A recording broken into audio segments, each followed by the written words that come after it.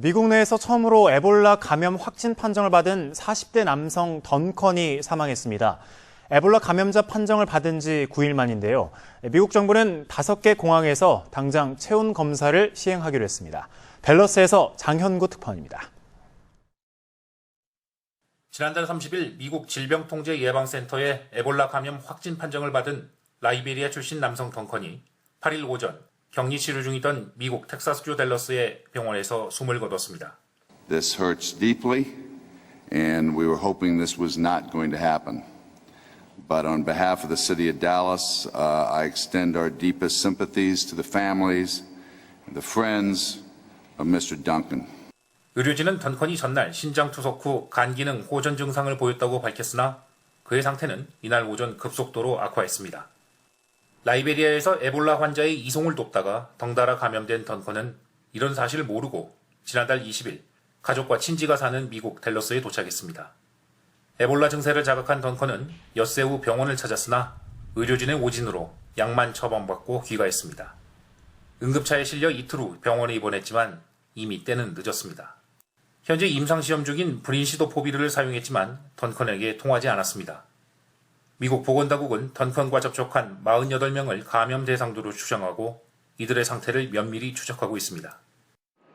한편 미국 정부는 라이베리아, 시에라리온, 기니 등 에볼라가 창궐한 서아프리카 3개국 출신 주민의 출입이 많은 미국 내 5개 공항에서 당장 탑승객을 대상으로 한 체온 검사를 시행한다고 발표했습니다.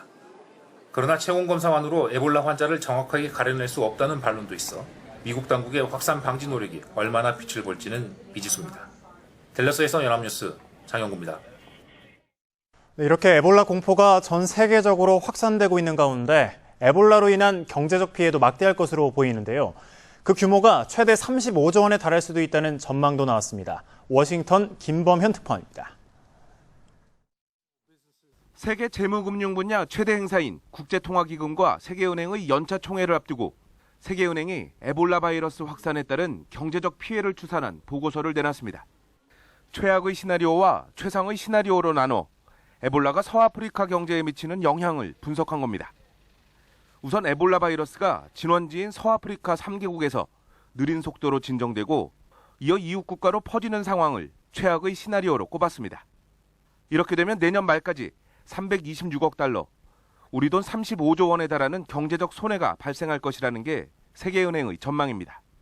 다만 서아프리카 3개국에서 빠른 속도로 에볼라 확산이 멈춰진다면 경제에 미치는 영향은 최대 9억 달러, 우리 돈 9,600억 원 수준에 머물 것으로 내다봤습니다.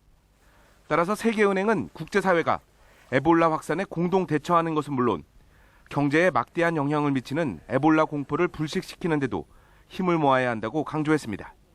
김용 세계은행 총재는 열악한 공중보건시설 및 의료 시스템이 전 세계를 위협할 수 있음을 국제사회가 인식해야 한다며 서아프리카에 대한 지원 강화를 요청했습니다. 지난달 유엔 총회에서 에볼라 확산 방지를 위한 국제협력에 합의한 국제사회는 이번 IMF와 세계은행 연차총회에서도 지원책을 모색할 것으로 보입니다. 워싱턴에서 뉴스와이 김범현입니다. 한편 보건복지부는 어제 오후 입국한 시에라리온 국적의 생후 17개월 남자아이가 38.3도의 고열 증상을 보여 현재 격리 상태로 검사 중이라고 밝혔습니다. 시에라리온은 에볼라 발병 국가 중 한 곳입니다. 보건당국은 질병관리본부 생물안전실험실에서 검사할 예정이며 검사 결과는 오늘 나올 예정입니다. 보건당국은 고열 이외의 증상이 없고 동반 가족도 고열 등의 증상을 보이지 않는 점, 그리고 3주 전에 감기 증상을 보인 점 등을 고려할 때 에볼라의 가능성은 낮은 것으로 판단한다고 설명했습니다.